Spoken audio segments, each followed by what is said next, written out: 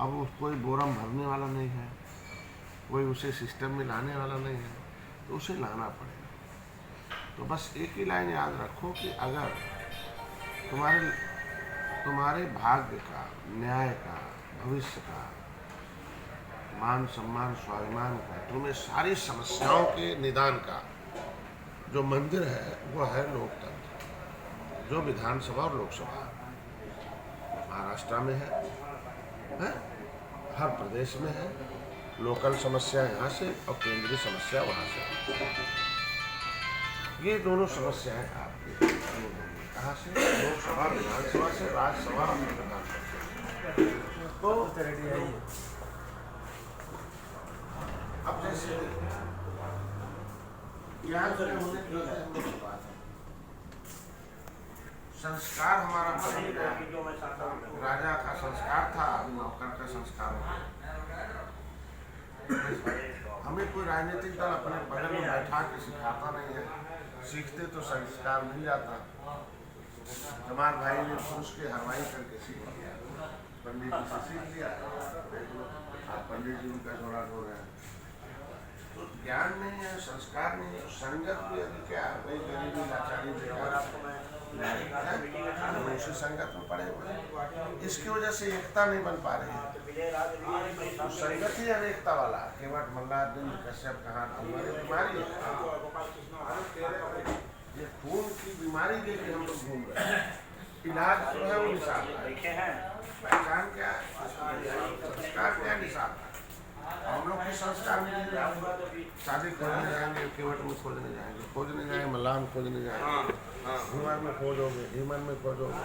एक बीमारी है, जब तक ये बीमारी नहीं दूर होगी कुछ नहीं कर सकते।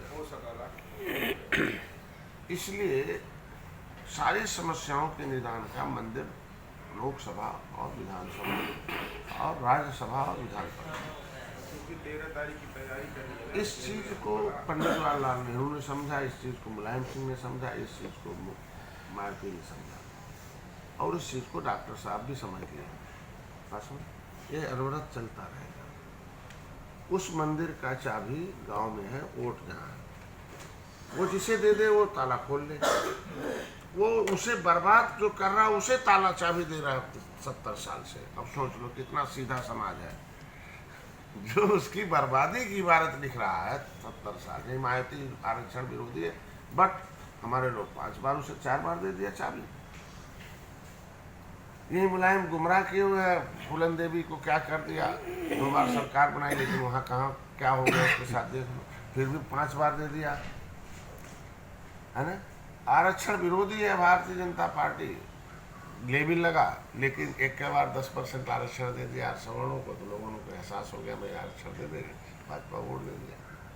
तो जब हम ये समुदाय गांव का जो इन्हें बर्बाद कर रहा है उसे वोट दे चाबी दे सकता है, तो अगर तुम्हारे पास उसका ट्रस्ट हो जाए, विश्वास हो जाए कि नहीं ये जाएंगे और ये चाबी लेके जाएंगे और पहले अपने नहीं खाएंगे बल्कि हमें खिलाएंगे, बस समझ गए।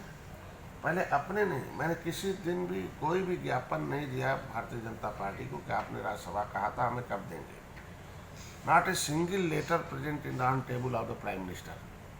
मैंने लेटर क्या दिया अमित शाह जी को और उनको कि हमारे किले पर आप राम की मूर्ति 160 की लगा रहे हो, उनसे बड़े थे निषाद राज, गले मिले तो महान भगवान हो गए, तो उनकी मूर्ति आप 80 फुट की क्यों लगाने जा रहे हो, उसे 165 की लगाओ। अगर आप नहीं लगाओगे तो हम लोग लगाएंगे, जो पैसा कम पड़ता है हम समाज से लेके दे देंगे, लेकिन 165 ही लगेगा, छोटा नहीं लगेगा। हम लोग अपने भगवान निषाद राज को छोटा देखना नहीं पसंद है।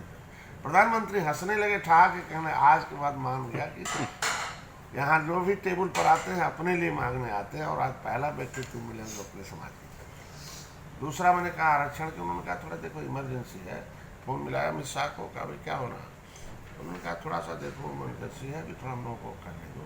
एक लाइन उन्होंने कहा भाई देखो राष्ट्र बड़ा है, समाज उसके अंदर समाहित है, और हम लोग राष्ट्रीय वर्ष कर रहे हैं, उसे हम लोग और हो जाए। हम लोग मिल के लड़ते हैं गरीबी से, हम लोग मिल के लड़ते हैं, भाई प्रधानमंत्री उसकी शब्द काफ़ी है, बात समझ तो जब आप समाज के लिए लड़ोगे तो समाज खड़ा रहेगा। समाज को ट्रस्ट, विश्वास रहना चाहिए कि तुम्हारे माध्यम से उसका भला हो जाएगा। आज मायावती के ऊपर ट्रस्ट है उनके समाज का पूरा का पूरा। किसी सबड़ को टिकट देती है, सीधा बोलती है इतना वोट दे रहे हैं, बस समझ गए? वो टिकट नहीं देती है, वोट देती है। तो जब टिकट आप नहीं दो, आप वोट दो, कितना वोट हमारा है, आप गिनती का इतना वोट है, ये लो, उसके बदले तुम्हें इनका नोट और नौकरी लिख के देना है। तो वोट गिन के देते हैं नीला टोपी वाले, और बदले में अपना हिस्सा उनसे लेते हैं। कोई भी ब्राह्मण पहले अपने लिए कोई कानून नहीं बनाता, पहले मायावती के आदेश पर पालन करता है, टिकट ले लो। बात समझे? तो एक लॉट ऑफ, अगर आप जीतते हो तभी हो पाएगा। एक ठो दो ठो विधायक बनाने से मतलब नहीं है। एक विधायक तो बनाए विजय मिश्रा को, वो तो हमारा विरोध करता है, पार्टी का विरोध करता है, पार्टी तो 11 बजे 12 नहीं बजे इसलिए सेठ तो पौना कातर में 12 बजे बाद जाए जैसे कहीं जो घंटा ट्रैफिक कम लगे। अब जैसे मान लो मैंने लक्ष्य निर्धारित किया कि अगर हम 403 लोग विधानसभा उत्तर प्रदेश, अभी हम पूरे देश में दौड़ा इसलिए कर रहे हैं कि पूरे देश की शक्ति इकट्ठा करेंगे उत्तर प्रदेश। यहाँ खड़ा करो समाज, जरूरत हुआ तो चुनाव लड़ाने के लिए उत्तर प्रदेश में तुम्हें वहाँ तुम्हें लोग ट्रांसफर कराने के लिए रहना पड़ेगा। सेना तो कहीं रहे यार, चाहे पाकिस्तान के बॉर्डर पर है, चाइना के बॉर्डर पर है। अगर तुम पार्टी का आदमी हो तो खाली महाराष्ट्र के लिए थोड़ी हो। युद्ध के टाइम पे, युद्ध के समय पर तो एक फार्मूला है कि at the time of peace invest the sweet, at the time of right the save the blood. अंग्रेजी लाइन है कि शांति के समय बहाया हुआ पसीना युद्ध के समय खून बचाता है। तो अभी शांति है, इस समय पसीना जितना बहा लोगे, आपको इलेक्शन के समय आपको वो सब बचेगा। बात समझ गए? तो मान लो 403 है, 135-135 सीट है जहां हम 70,000, 80,000, 90,000, 1 लाख वोट पड़ा है उत्तर प्रदेश में। ठीक है, हम 135 पक्का एक घर बूथ बना देंगे। 403 पर भी कब्जा रहेगा, लेकिन हम इस पर टारगेट रखेंगे कि 135 में हम हमारी मर्जी से जो जीते हैं ऐसा वहाँ हम वोट कर लेंगे। हम चाहेंगे इसमें जितने निषाद को लड़ना है नेता को आवे, वो अपना ढोला डंडी लेके चले, वहाँ माला वाला पहने, बूथ गठन करे, वो आवे, आज ही आवे। और उसे कैसे जिताना है भाई, वोट हमारा पहले 70,000 तो इकट्ठा करें, तो जो घटेगा हम दूसरे से लेंगे, जो लेना ही पड़ेगा। नहीं समझा? पहले वो अपना तो बैंक में रखा है, अपना पैसा तो पॉकेट में रखा है, तब तो हम दूसरे से उधार मांगने जाएं। अभी हमारा ही दूसरे के पॉकेट में है और हम कैसे उधार मांगने जाएं? बोलो भाई, अरे यार दूसरे के पास तुम्हारा है तब जमींदार हो, तब तुम्हें काहे क्यों दे? नहीं समझा? अरे आप तुम्हार माल दूसरे घरे देगा तो जमींदार है ना, तो जब तुम जमींदार हो तुम्हें कहीं दे क्यों? तो पहले अपने धन को, वोट को इकट्ठा करो और फिर आपका काम हो। मान लो एक उदाहरण देता हूँ कि उत्तर प्रदेश में 100 मायावती ने जीत ली, 200 से ऊपर सीटें जीती। बात समझिए, 200 से ऊपर सीटें जीती तो राज्यसभा में उसके आगे 23 सीट पर एक राज्यसभा है, 30 के करीब, यूपी में 30 के करीब, 28, 28 टोटल। बात समझिए। तो अगर उसने 300 के इर्द गिर्द सीटें जीत ली, मान लो घुमा फिरा के अदल बदल के ले लिया है, तो कितना हो गया राज्यसभा? 10 तो हो गया ना? बोलो भाई, नहीं हो गया ना? इसके बाद अगर आप 30 जीतते हो मतलब तो एक राज्यसभा आपका, 60 जीतते हो तो 2 राज्यसभा है। आप समझे? 120 जीतते हो तो 4 राज्यसभा है। मतलब जीते कोई और राज्यसभा में आएगी पार्टी, आ जाएगी ना? मतलब आपने काम किया उत्तर प्रदेश में, लेकिन कब्जा कहाँ मिल गया आपको? दिल्ली में, देश में। भले प्रधानमंत्री कोनो बिल पासित करा दें, लेकिन बिना राज्यसभा के नहीं पास होगा ना।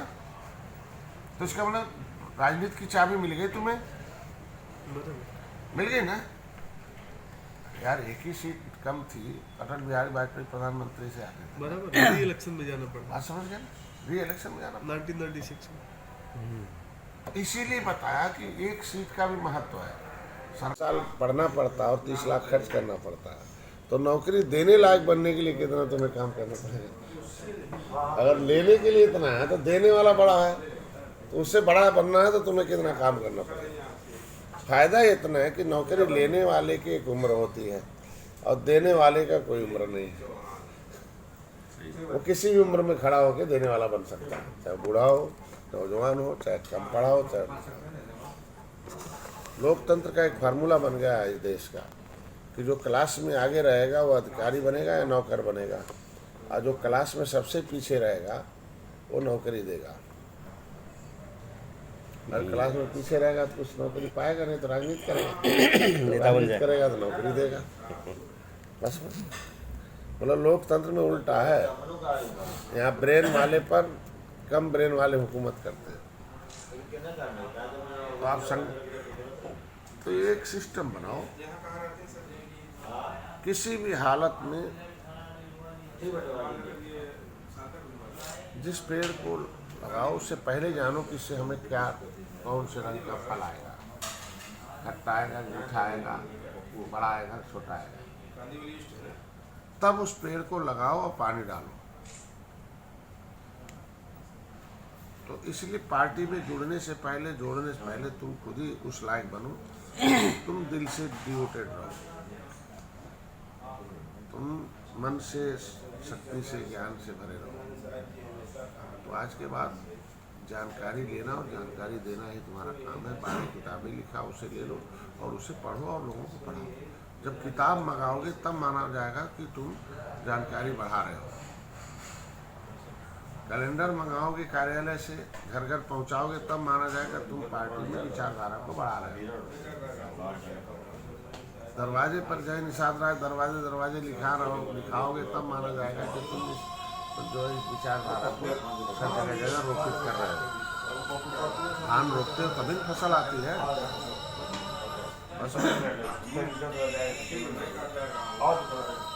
तो जब ये काम करोगे तो आपको पहचान मिलेगी। ज्ञान जो है, जानकारी को सही समय पर सही काम के लिए सही व्यक्ति को देकर उस व्यक्ति और उसके आने वाली पीढ़ी को आगे बढ़ाने के लिए वो काम आवे, उस जानकारी को ज्ञान कहते हैं।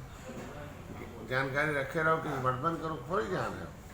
ज्ञान मतलब आने वाली पीढ़ी और समाज के हितों की रक्षा के लिए वो ज्ञान, जानकारी हो से बढ़ाओ। तो जितना जानकारी दोगे उतना बड़ा ज्ञान हो जाएगा। जैसे मैं सुबह शाम तक बोलता रहता हूँ, कुछ तो कोई जान ले, जानता रहे, जानता रहे, जानता रहे, आगे बढ़ता रहे। बस समझ के इसे ज्ञान कहते हैं। संस्कार उसे की तुम्हारे जो क्रियाकलाप में दिखाई दे। तो निषाद एक संस्कृति, एक संस्कार था। कलम